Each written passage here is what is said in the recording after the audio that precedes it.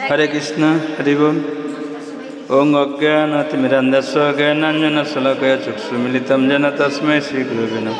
श्रीचैतन्यमनोभीष्टं स्थापितं येन भूतले स्वयं रूपं कदामयं ददाति सुपदान्तिकं वन्देऽहं श्रीगुरुं श्रीयुतपदकमलं श्रीगुरों वैष्णवांश्च। नमो विष्णुपदाय कृष्णप्रेष्ठाय भूतले श्रीमते जयपताका स्वामिनिति नामिने नमो आचार्यपदाय निताय कृपापदाय गौरकथा धामोधाय नमो विष्णुपदाय कृष्णप्रेष्ठाय भूतले श्रीमते भक्ति वेदांत स्वामिनिति नामिने नमस्ते सरस्वती देवे गौरवाणी प्रचारिणे निर्विशेष शून्यवादी पाश्चात्य देशतारिणे नमो विष्णु। हरे कृष्ण। এতক্ষণ ভজন কীর্তন সন্ধ্যারতি আমরা হাতে তালি দিয়ে নৃত্য করলাম। এখন একটু গীতা থেকে একটা শ্লোক পাঠ করব। তো যদিও এই গীতা থেকে শ্লোক পাঠ করার আমার কোনো যোগ্যতা নেই, আমার দীক্ষাগুরু যিনি শ্রীমৎ জয়পতাকা স্বামী গুরু মহারাজের রাতুল চরণে সরস্বতী প্রণতি নিবেদন করে একটা শ্লোক পাঠ করার চেষ্টা করব। ভুল ত্রুটি ক্ষমা করবেন। এটা হচ্ছে নবম অধ্যায় 34 নম্বর শ্লোক। নবম অধ্যায় 34 নম্বর শ্লোক।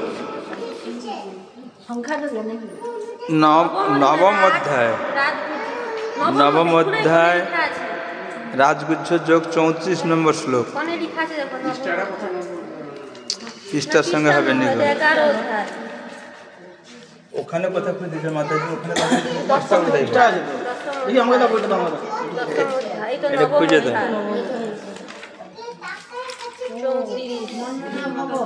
মন মনা ভব মন মনা ভব 572 দেখো না পৃষ্ঠায় কি না এই তো এই বইটা কি এই তো নবম অধ্যায় 34 খুঁজো। এই তো 27 খুঁজো 30 32 ওই তো 34 33 নবম অধ্যায় 34 নম্বর শ্লোক। আমার সঙ্গে আমি বলার পরে বলবেন। মন মনা ভব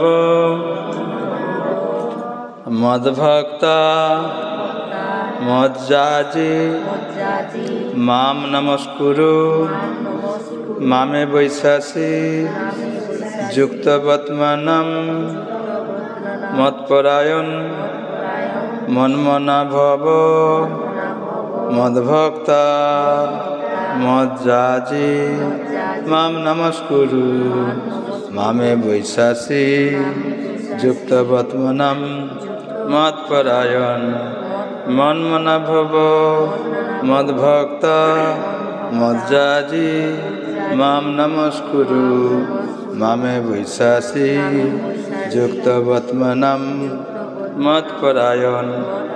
সংস্কৃত ভাষা। এটার শব্দার্থ হচ্ছে, বাংলার শব্দার্থ করা হয়েছে বহুপাত। এই সংস্কৃত ভাষাকে নিচে দেখুন, বাংলা খুব সুন্দরভাবে সংস্কৃতকে মানে শব্দার্থ করা হয়েছে। মন মনা মানে সর্বদা, মন মনা মানে সর্বদা আমার চিন্তা করো, বিভোর। ভব মানে হও, মত মানে আমার, ভক্ত মানে ভক্ত, মদ মানে আমার, জাজি মানে পূজা পরায়ণ, মাম মানে আমাকে, নমস্কুরু মানে নমস্কার করো, মাম মানে আমাকে, এব মানে সম্পূর্ণরূপে, তস্যসি মানে প্রাপ্ত হয়ে, যুক্ত বর্তমানম এভাবে অবিনিষ্ট হয়ে, আত্মনম মানে তোমার আত্মা, তোমার আত্মা, মতপরায়ণ মানে আমাতে উৎসর্গকৃত হয়ে। এটা হলো এই সংস্কৃত ভাষার শব্দার্থ। তারপরে অনুবাদ কি বলছে দেখো। অনুবাদ বলছে, তোমার মনকে আমার ভাবনায় নিযুক্ত করো এবং আমার ভক্ত হও, আমার পূজা করো এবং আমাকে প্রণাম করো। এভাবে আমাতে উৎসর্গীকৃত হয়ে সম্পূর্ণরূপে আমাতে অভিনিবিষ্ট হলে নিঃসন্দেহে তুমি আমাকে লাভ করবে। তাহলে সুন্দরভাবে বোঝা গেল, কি বলা হলো? তোমার মনকে আমার ভাবনায় নিযুক্ত করো। তোমার মনকে, আমাদের এই মনটাকে কিসের সঙ্গে যুক্ত করতে হবে? ভগবানের সঙ্গে যুক্ত করতে হবে। এই মনটাকে সবসময় সর্বদা ভগবানের প্রতি আমাদেরকে আসক্ততে পরিণত করতে হবে। যেমন প্রত্যেকে আমরা যে কোনো নেশার মধ্যে যুক্ত থাকি। কারোর টিভি দেখার নেশা, কারোর খেলা দেখার নেশা, কারোর গল্প করার নেশা, এরকম ধরনের আমরা নেশার সঙ্গে যুক্ত থাকি। কারোর আবার অন্য অন্য নেশা আছে, সেসব বলা যাবে না। তো আমাদেরকে এই মনটাকে ভগবানের সঙ্গে যুক্ত করার কথা বলছে। তোমার মনকে আমার ভাবনায় নিযুক্ত করো, মানে ভগবানের কথা চিন্তা করলে তাহলে সেটাই, তাহলে ভগবানের কথাটাই ভাবতে হবে, আর অন্য কোনো চিন্তা আসবে না। এটা ভাবতে ভাবতে প্রথমে একটু আমাদের মনে এদিক ওদিক হবে, কিন্তু প্রথম এটা ভাবতে ভাবতে তখন এই বাজে যে চিন্তাগুলো এগুলো আসবে না। আর তারপরে কি বলছে? আমার ভাব নিযুক্ত করো, আমার ভক্ত হও। কার ভক্ত হবে? আমার ভক্ত হও। অন্য কারোর ভক্ত হওয়ার কথা বলেন, আমার ভক্ত হও। কারণ ভগবান এই কলিযুগে এই বিধান দিয়েছে। 18 অধ্যায় 66 নম্বর শ্লোকে যেটা দিয়েছে, সর্বধর্মান্ন পরিত্যাজ্যম মামেকং স্মরণং ভজম অহম তাম সর্ব পাপেভ্যো মোক্ষাস্যামি মা শুচ। সমস্ত ধর্ম পরিত্যাগ করে দাও।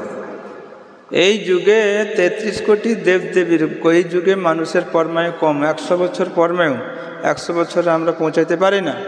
তো তার জন্য ভগবান সেই বিধানও দিয়ে গেছে, এই যুগে কারোর পূজা করার দরকার নেই, কারোর শরণাগত হওয়ার দরকার নেই, কারোর পূজা। 33 কোটি দেবদেবী, তুমি এই অল্প পরমায়ুতে তুমি কার পূজা করবে, কার মন্ত্র শিখবে? তার জন্য বলছে সমস্ত ধর্মকে পরিত্যাগ করে দাও, করে দিয়ে আমার ভাবনায় নিযুক্ত হও। আমার ভাবনায় নিযুক্ত হলে আমি তোমাকে সমস্ত পাপ থেকে তোমাকে আমি উদ্ধার করব।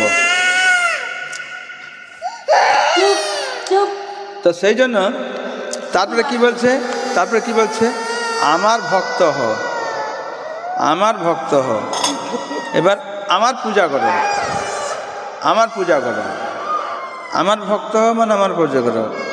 ভক্ত হলে, ভগবানের সঙ্গে যুক্ত হলেই এবার ভগবানকে পূজা করতে হবে। আমি যদি ভগবানের স্বর্ণপূর্ণ যদি হয়, তাহলে ভগবানকে পূজা করতে হবে। সন্ধ্যাবেলা আর সন্ধ্যার সময় সন্ধ্যা আরতি করতে হবে, সকালে মঙ্গল আরতি করতে হবে, ভোরে মঙ্গল আরতি করতে হবে। সেটাই এখানে বলছে, আমার ভক্ত হও, আমার পূজা করো এবং আমাকে প্রণাম করো। এভাবে আমাতে উৎসর্গীকৃত হয়ে সম্পূর্ণরূপে আমাতে অভিনিষ্ট হলে নিঃসন্দেহে তুমি আমাকে লাভ করবে, এতে কোনো সংশয় নেই।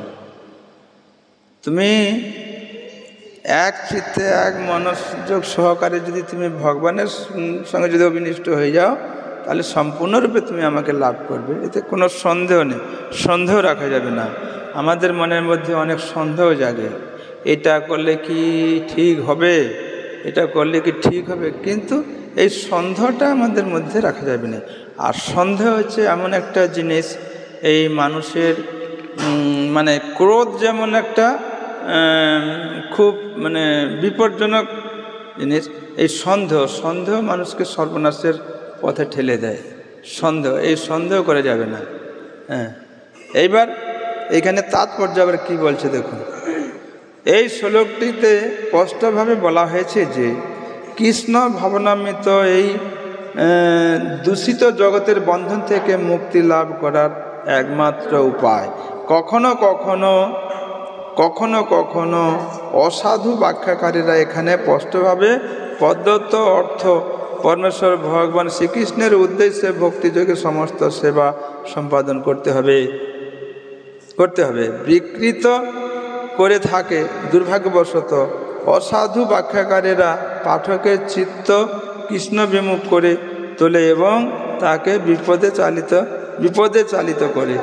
এই ধরনের ব্যাখ্যাকারীরা জানে না যে শ্রীকৃষ্ণের মন এবং স্বয়ং শ্রীকৃষ্ণের মধ্যে কোনো ভেদ নেই।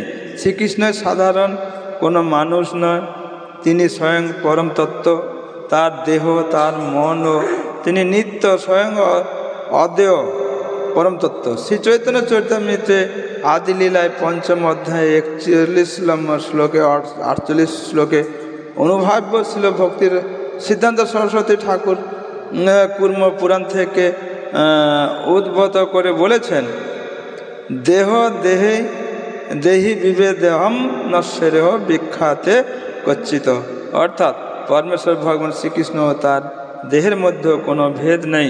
কিন্তু যেহেতু কথাকথিত ব্যাখ্যাকারীরা কৃষ্ণতত্ত্ব সম্পর্কে সম্পূর্ণ অজ্ঞ, তাই তারা শ্রীকৃষ্ণকে আড়াল করে রেখে তার স্বরূপ থেকে তার দেহ বা মনকে পৃথক করার চেষ্টা করে। যদিও এই ধরনের মন্তব্য কৃষ্ণতত্ত্ব বিজ্ঞান সম্বন্ধে সম্পূর্ণ অজ্ঞতার পরিচায়ক, কিন্তু কিছু মানুষ জনসাধারণকে এভাবে বিপদগামী করে নিজেদের স্বার্থ সিদ্ধি করে। তাৎপর্য অনেকটা আছে, এইখান পর্যন্ত থাক। এইবার এখানে কি বলা হয়েছে, কৃষ্ণ ভাবনামৃত দূষিত জগতের বন্ধন থেকে এই জগৎটা হচ্ছে দূষিত, এই জগৎটা হচ্ছে দোষের নিধি। এখানে ভালো কিছু নেই। ভালো কিছু যদি আমাদের পেতে হয়, তাহলে ভগবানের কাছে সমর্পণ হয়ে ভগবানের ভাবনায় ভাবিতে, তাহলে কৃষ্ণ ভাবনামৃত সঙ্গের সঙ্গে আমরা এইভাবে নামহট্ট সঙ্গের মাধ্যমে আমরা কি বলে, এই মাসে হোক, সপ্তাহে হোক, 15 দিনে হোক, এইভাবে আমরা আলোচনায় বসি, তাহলে আমরা সঠিকটা আমরা জানতে পারবো, সঠিক বিধানটা আমরা জানতে পারবো। ভগবান আমাদের এই গাইড বুকে কি বিধান দিয়ে গেছেন। আমরা এই 33 কোটি দেবদেবীর পূজা করব না ভগবানের পূজা করব, সেই বিধান এখানে দিয়েছে। আমার ভক্ত হওয়া, আর কারোর ভক্ত হওয়ারও দরকার নেই, কারোর কোনো কিছু শোনারই দরকার নেই।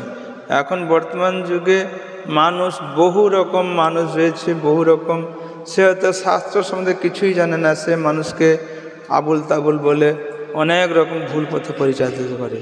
কিন্তু সেটাকে আপনাকে নিজেকেই ভাবতে হবে যে আমি কোন পথে আমি পরিচালিত হব, কোনটা সঠিক। ওই যে আবুল তাবুল বকছে, তো ওটা সঠিক না শাস্ত্র গীতাতে ভগবান যেটা বলে গেছে সেটাই ঠিক, সেইটা আমাদেরকে খুঁজে দেখতে হবে এবং সেই পথে আমাদেরকে পরিচালিত হতে হবে।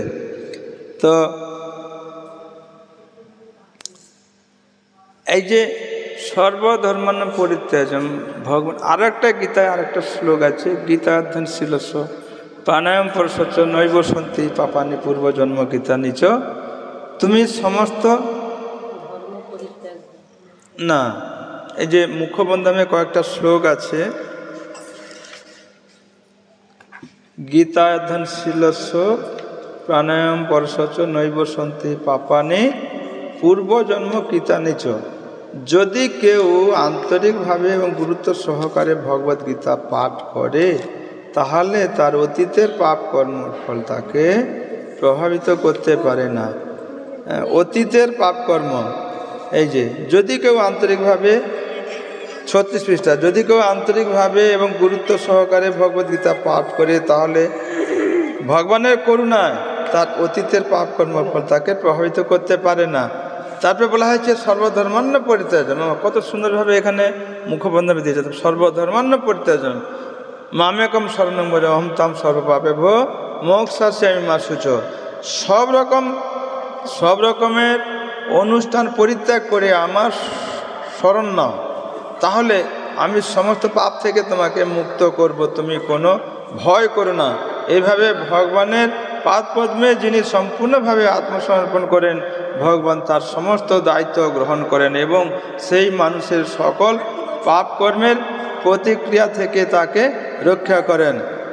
তারপরে শ্লোকে কি বলেছেন দেখুন, মলিনে মোচনম পুনঃসাম জলস্নানম দিনে দিনে সুকৃতি গীতা সম্ভসি স্নানম সংসার মলনাশায়নম। প্রতিদিন গঙ্গা জলে স্নান করে মানুষ নিজেকে পরিচ্ছন্ন করতে পারে, কিন্তু কেউ যদি ভগবদ্গীতার গঙ্গা জলে একটিবার স্নান করে তাহলে তার জড়জীবনের মলিনতা একেবারেই বিনষ্ট হয়ে যায়। গীতার মাহাত্ম্যতে কত সুন্দর শ্লোক বলেছে দেখুন। যদি কেউ, আমরা গঙ্গা জলে স্নান করি কিসের জন্য? নিজেদের পাপ নষ্ট করার জন্য তো। এবার আমি অনেক পাপ করলাম, গঙ্গা স্নান করলাম, তীর্থতে গেলাম, পাপ নষ্ট হলো, আবার ঘুরে এসে কী হবে? আবার সে একই রকম পাপ হবে? হবে না? হবে না। জড় জগতের বন্ধনে থাকতে গেলে পাপকর্ম হবেই, জানতে হলেও হবে, অজান্তে হলেও হবে। জানতে না করতে চাইলেও অজান্তে অনেক পাপকর্ম হয়ে যায়। আর এখানে কি বলছে?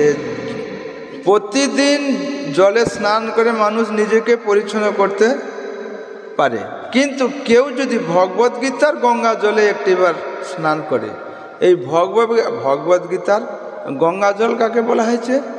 ভগবদ্গীতা পাঠ করা। নিত্যম ভাগবত সেবয়া। নিত্যম এর সেবা হচ্ছে গীতা শাস্ত্রগ্রন্থ যত রয়েছে, এই শাস্ত্রগ্রন্থর সেবাটা হচ্ছে এই ঠাকুরের কাছে রেখে পূজা করাটা সেবা নয়।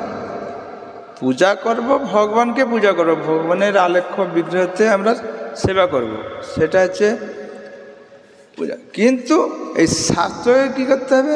অধ্যয়ন করতে হবে। প্রত্যেক দিন আমাদেরকে শাস্ত্র অধ্যয়ন করলে সেইটা এই মানে গ্রন্থের সেবা হবে। সেইটা হচ্ছে এই গীতা, ভগবত গীতার গঙ্গা জলে কেউ যদি একবার স্নান করে, আগের শ্লোকে বলে গেছে, যদি আন্তরিক সহকারে গুরুত্ব সহকারে ভগবদ্গীতা কেউ যদি পাঠ করে, তার অতীতের পাপ কর্মের ফল, এক জন্মের পাপ কর্মের ফল তাকে কোনো প্রভাবিত করতে পারবে না। সেটা এখানে বলছে। সেই জন্য আমাদেরকে কি করতে হবে?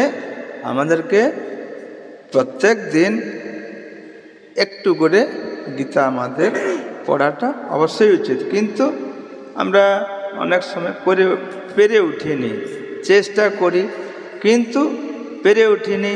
সংসার সামলাতে গিয়ে আমরা সংসারের বন্ধনে থেকে থেকে আমরা বদ্ধ হয়ে গেছি।